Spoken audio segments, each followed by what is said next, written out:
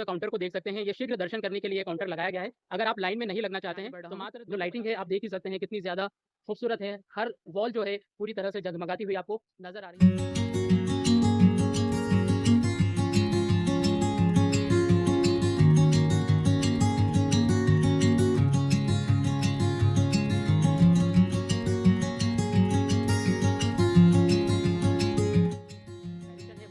और इस तरह का जो रिक्शा है, ई रिक्शा आप इसको बोल सकते हैं, इस तरह की जो व्हीकल है वो यहाँ पर चलती है। अगर उस जगह मैं पूरा कैलाश पर्वत उठा लूंगा, तो इसने उठा लिया तो शिव जी का बोलेंगे एक पैर के अंगूठे में उन्होंने दबा दिया, तो दबा दिया। नमस्कार दोस्तों, मैं हूं प्रीतेश और स्वागत है आपका बाबा महाकाल की नगरी उज्जैन में। इस वक्त मैं उज्जैन में हूं और मेरे पीछे आप वो एंट्री गेट देख सकते हैं। तो इस वीडियो में आपको सारी इन्फॉर्मेशन मैं दूंगा कि बाबा महाकाल के दर्शन जो है वो कैसे करना है, मंदिर को कैसे घूमना है और ये जो कॉरिडोर बना हुआ है इसको आप किस तरह से विजिट कर सकते हैं। वहीं यहाँ पर जो आसपास के एरिया है वहाँ पर आप कैसे जा सकते हैं। तो इन सारी चीज़ों के बारे में इसी वीडियो में आपको मैं इन्फॉर्मेशन दूंगा। मेरे पीछे आप जो गेट देख सकते हैं यहीं से जो है एंट्री होती है। अभी हम उस तरफ जाएंगे और वहां से जब वापस आएंगे तो इस गेट से एंट्री करेंगे। हालांकि अंदर जो है वो मोबाइल जो है वो नहीं ले जा सकते हैं, इसीलिए मोबाइल अगर नहीं रहेगा तो वहाँ की जो वीडियोग्राफी है वो भी नहीं पॉसिबल हो पाएगी। तो मंदिर के अंदर तो कैमरा ले जाना अलाउ नहीं है, लेकिन मंदिर के बाहर आपको पिक्चर्स लेने का कोई भी मौका नहीं छोड़ना चाहिए।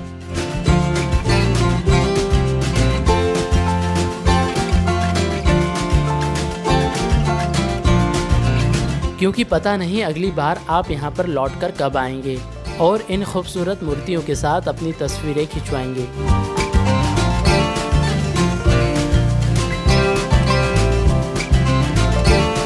और ये जो कॉरिडोर है अपने आप में ही काफ़ी ज़्यादा भव्य है, काफ़ी ज़्यादा विशाल है और इंडिया में ऐसे जो कॉरिडोर है वो बहुत कम है। इंडिया के ये सबसे लंबे कॉरिडोर्स में से एक है। लगभग 900 मीटर्स इसकी जो लंबाई है वो है।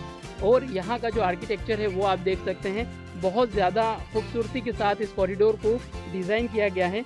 और जो आर्किटेक्चर है, जो डिज़ाइनिंग है वो यहाँ पर जो बलुआ पत्थर है उससे की गई है। तो ये जो बलुआ पत्थर है विशेषकर आपको राजस्थान में दिखाई देते हैं। और इसी कॉरिडोर के पास में बना हुआ है एक छोटा सा तालाब और इसी तालाब के सामने नज़र आता है आपको वीआईपी दर्शन के लिए एक टिकट काउंटर, जहां से टिकट लेकर आप वीआईपी दर्शन भी कर सकते हैं। तो मेरे पीछे आप इस काउंटर को देख सकते हैं, ये शीघ्र दर्शन करने के लिए काउंटर लगाया गया है। अगर आप लाइन में नहीं लगना चाहते हैं तो मात्र 250 रुपये की जो है रसीद यहाँ से ले सकते हैं और जल्दी से जो दर्शन है वो कर सकते हैं। लेकिन फ़िलहाल इतनी ज़्यादा भीड़ मुझे यहाँ नज़र नहीं आ रही है कि आपको इस तरह का जो टिकट है यहाँ पर लेना पड़े। अगर आप वीकेंड में आते हैं और बहुत ज़्यादा भीड़ है और अगर आप बहुत ज़्यादा जल्दबाजी में हैं तो ही ये जो टिकट है वो आपको। इसके अलावा लाइव दर्शन के लिए भी यहाँ पर कुछ स्क्रीन्स लगाई गई हैं, जहाँ से आप बाबा महाकाल के लाइव दर्शन भी कर सकते हैं। तो दोस्तों मेरे पीछे आप मंदिर को देख सकते हैं। मंदिर में हमने दर्शन कर लिए हैं और दर्शन करने के बाद हम अब जो है रामघाट की तरफ जा रहे हैं। मंदिर के अंदर बाबा महाकाल के दर्शन करने के बाद इस मंदिर के सामने एक तस्वीर ज़रूर खिंचवाएं, क्योंकि यह मंदिर का एक प्रमुख हिस्सा है। और इस मंदिर के साथ आपने ऐसी बहुत सारी तस्वीरें इंस्टाग्राम और फेसबुक पर भी देखी होगी।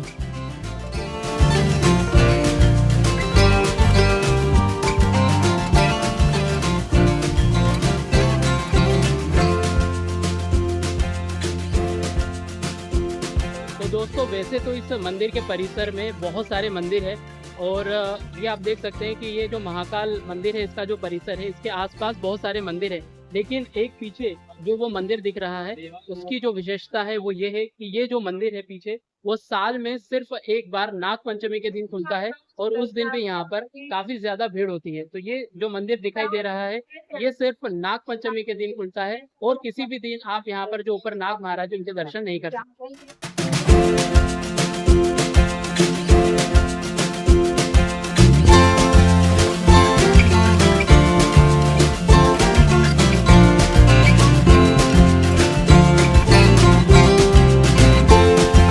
तो दोस्तों बाबा महाकाल के जो दर्शन है वो तो हमने कर लिए हैं, लेकिन जो राम घाट है वो लगभग 500 मीटर की दूरी पर है यहाँ से।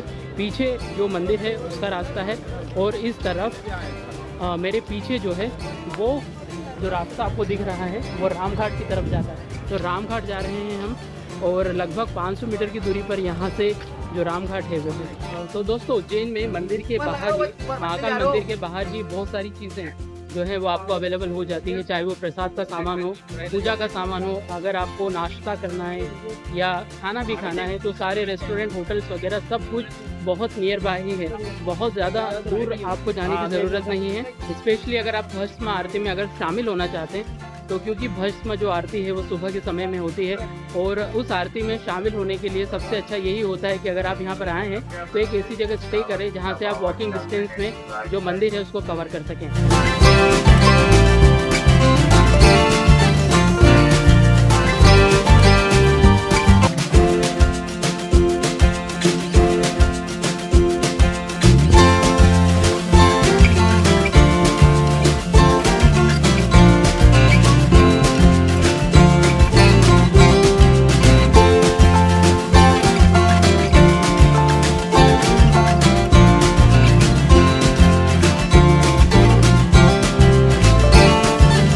तो इस वक्त मैं राम घाट के ऊपर आ गया हूँ और आप पीछे देख सकते हैं जो आरती की तैयारी है वो यहाँ पे हो रही है। तो अगर आप भी जब भी राम घाट पर आते हैं तो यहाँ पर जो आरती होती है उसमें ज़रूर शामिल हुएं।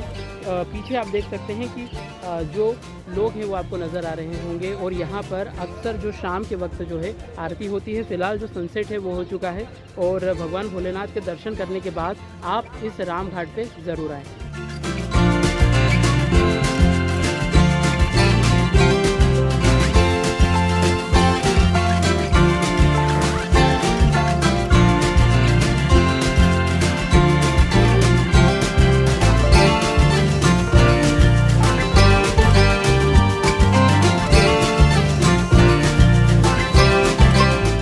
दोस्तों राम घाट के ऊपर आ गया हूँ मैं और इसके बीच में जो ब्रिज बना हुआ है उसके ऊपर चल रहा हूँ। यहाँ पर उस तरफ जो है आरती हो रही है और रोज़ाना शाम को, जैसे कि मैंने पहले भी बताया कि जो आरती है वो होती है, उस तरफ जो आरती की तैयारी है वो चल रही है। लेकिन यहाँ पर जो आरती है वो शुरू हो चुकी है। तो शायद यहाँ पर दो अलग अलग तरह की आरती होती है। वहाँ पर जो आरती है अभी शुरू नहीं हुई है, वहाँ से अभी मैं जस्ट आया हूँ और यहाँ पर जो आरती है इस तरफ वो हो रही है। तो शायद जब यहाँ पर आरती ख़त्म हो जाएगी तब उस हिस्से में जो लोग आपको नज़र आ रहे हैं वहाँ पर जो आरती है वो शुरू होगी।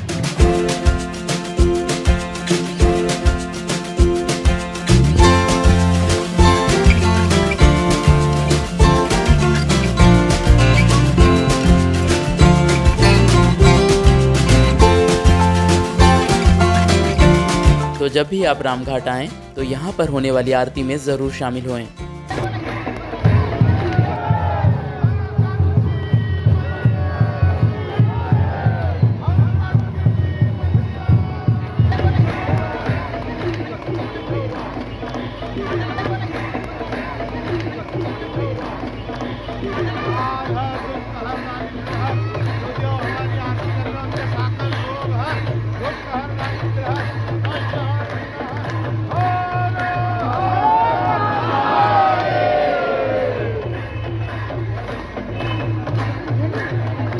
दोस्तों इस घाट के ऊपर अभी जो आरती है वो ख़त्म हुई है। आरती के अंदर हम शामिल हुए थे और वाकई में जो आरती है वो अपने आप में बहुत ज़्यादा भव्य थी, शानदार थी।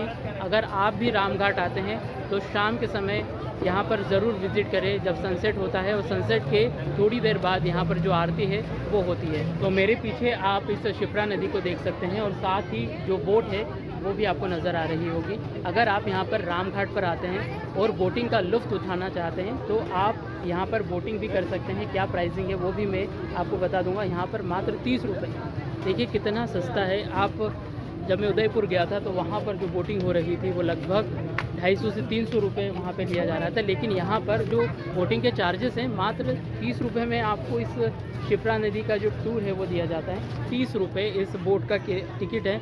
30 रुपये में पर पर्सन ये आपको जो बोट है वो पूरा राउंड लगाती है इधर भी, और ये जो पूरा एरिया है शिप्रा नदी का वो पूरा घुमाती है। तो वाकई में काफ़ी ज़्यादा सस्ता है ये।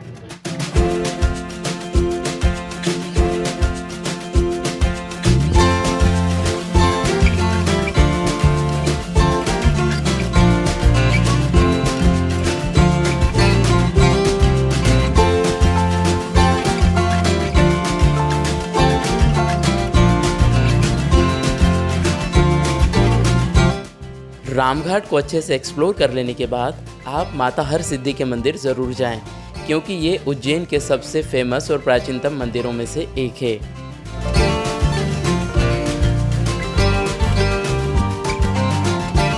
तो दोस्तों, रामघाट को विज़िट करने के बाद आप माता हर सिद्धि के दर्शन करने के लिए आ सकते हैं, जो कि रामघाट से एकदम लगा हुआ है।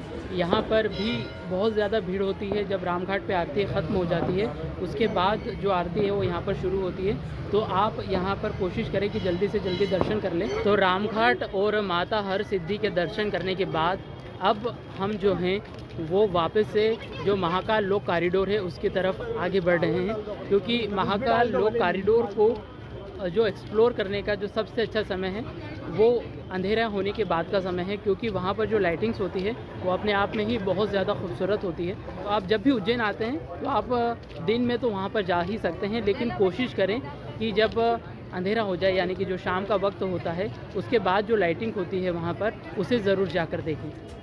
तो अब हमने महाकाल लोक कॉरिडोर जो है उसके अंदर एंट्री कर ली है। आप पीछे देख सकते हैं जो खूबसूरत लाइटिंग्स है वो यहाँ पे की गई है। थोड़ा सा शोर ज़्यादा है, इसलिए हो सकता है कि आवाज़ मेरी ठीक से नहीं आ रही हो, लेकिन जो लाइटिंग्स है वो अपने आप में ही बहुत ज़्यादा खूबसूरत है।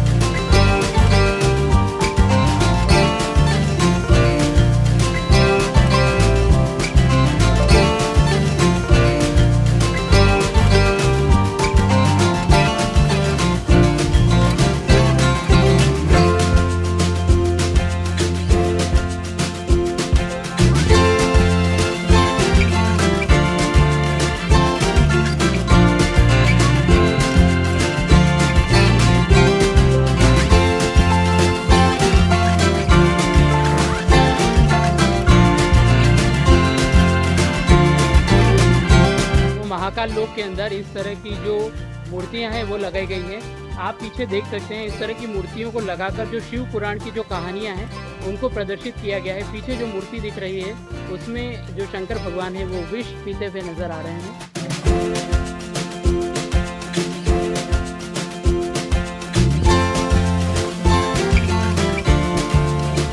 समझता था अपने आप को, तो उसने कहा कि यहाँ पे कैलाश पर्वत में रहता था, ये कैलाश पर्वत में शिव जी का पर्वत, तो उसने कहा मैं पूरा कैलाश पर्वत उठा लूंगा। तो इसने उठा लिया तो शिव जी का बोलेंगे एक पैर की एक अंगूठे से उन्होंने दबा दिया, तो वो ऐसा नीचे आ गया और पाताल में घुसते चले जा रहा था। फिर पार्वती ने बोला कि नहीं तुम ऐसा मत करो, अब दबाव हटा दो पैर का।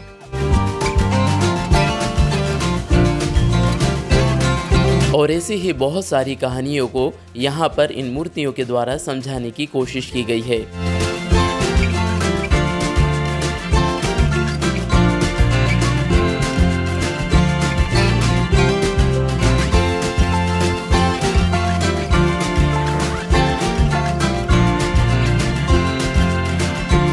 और साथ ही यहाँ पर कुछ शुल्क पे करके आप VR के माध्यम से भस्म आरती का एक्सपीरियंस ले सकते हैं और इसी VR के माध्यम से बहुत सारी शिव पुराण की कहानियों को भी जान सकते हैं।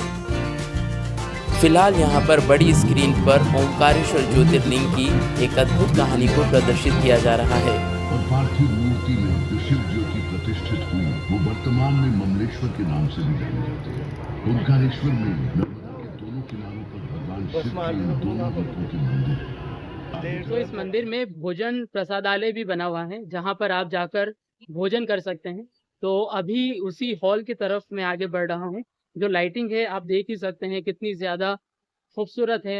हर वॉल जो है पूरी तरह से जगमगाती हुई आपको नज़र आ रही होगी। इधर भी ऐसा ही कुछ है, आप देख सकते हैं। और इस तरह का जो रिक्शा है, ई रिक्शा आप इसको बोल सकते हैं, इस तरह की जो व्हीकल है वो यहाँ पर चलती है। अगर आपके साथ बुजुर्ग हैं, बच्चे हैं, तो आप इस व्हीकल का यूज़ करके जो है वो जा सकते हैं। ये जो व्हीकल है वो जा रही है और ऐसी जो व्हीकल है शायद यहाँ पर निःशुल्क है, मुझे नहीं पता इसका शुल्क लगता है या नहीं, लेकिन अनाउंसमेंट में कुछ इसी तरह की जो बात है वो कही जा रही थी। जो बुजुर्ग हैं और जो बच्चे हैं उनके लिए इस तरह की जो व्हीकल है उसकी सुविधा दी गई है। तो आप अगर आपके साथ भी कोई बुजुर्ग और बच्चे हैं तो इस सुविधा का जो लाभ है वो उठा सकते हैं, क्योंकि ये कॉरिडोर बहुत ज़्यादा लंबा है। 900 मीटर्स, लगभग 1 किलोमीटर के समथिंग जो इसकी डिस्टेंस है वो है, अपने आप में ही काफ़ी ज़्यादा बड़ा है। तो मैं खुद इस कॉरिडोर के अंदर मैंने 2-4 राउंड तो लगा ही लिए हैं, तो लगभग 2 किलोमीटर तो मैं घूम ही लिया हूँ। और बहुत ही ज़्यादा विशाल ये कॉरिडोर बना हुआ है। इस तरफ जो गेट है वो आप देख सकते हैं, ये जो गेट है वो एंट्री गेट है। यहाँ से आप एंट्री करके उधर मंदिर जो बना हुआ है उधर जा सकते हैं। तो ये यहाँ का भोजन प्रसादालय है, जहाँ पर अंदर वीडियोग्राफी अलाउ नहीं है। तो पीछे जो हॉल दिख रहा है वहाँ पर मैंने भोजन ग्रहण कर लिया है, वो भोजन प्रसादालय है। और अगर आप यहाँ पर आते हैं और भोजन ग्रहण करना चाहते हैं तो उसके लिए पहले आप मंदिर से ही आपको एक पर्ची दी जाती है, उस पर्ची को लेकर आना होता है आपको, और यहाँ पर वो पर्ची सबमिट करना होता है। उसके बाद ही आप जो है भोजन ग्रहण कर सकते हैं। तो दोस्तों, इस महाकाल लोक कॉरिडोर को हमने पूरी तरह से एक्सप्लोर कर लिया है। तो मैं यहाँ पर दिन के वक्त भी आया था, उस समय बहुत अच्छा लग रहा था यहाँ पर, ऐसा नहीं कि दिन में अच्छा नहीं लगता, बहुत ही खूबसूरत एटमॉस्फेयर था उस वक्त भी। लेकिन जो इस महाकाल कॉरिडोर की जो वाइब है उसको अगर आपको असल में फ़ील करना है तो उसके लिए आपको शाम के वक्त यहाँ पर आना चाहिए, जब यहाँ पर जो लाइटिंग है वो पूरी तरह से शुरू हो जाती है। और लाइटिंग शुरू होने के बाद इस कॉरिडोर के जो नज़ारे हैं वो पूरी तरह से बदल जाते हैं, और यही जो सबसे अच्छा समय होता है इस कॉरिडोर को एक्सप्लोर करने का होता है। तो महाकाल मंदिर के जो दर्शन है वो हमने कर लिए हैं, और इस मंदिर में जो महाकाल कॉरिडोर है उसको भी हमने अच्छे से एक्सप्लोर कर लिया है। तो दोस्तों, महाकाल मंदिर के ऊपर एक छोटा सा वीडियो ये मैंने बनाया है आपको गाइड करने के लिए कि अगर आप उज्जैन आते हैं तो महाकाल मंदिर को किस तरह से एक्सप्लोर कर सकते हैं, इस कॉरिडोर को किस तरह से एक्सप्लोर कर सकते हैं, और महाकाल मंदिर के आसपास जो वॉकिंग डिस्टेंस के जो मंदिर है वहाँ आप कैसे पहुँच सकते हैं। तो महाकाल मंदिर का ये छोटा सा वीडियो था। अगर आपको ये वीडियो पसंद आया है तो इसे लाइक कीजिएगा और मेरे चैनल को सब्सक्राइब कीजिएगा। धन्यवाद।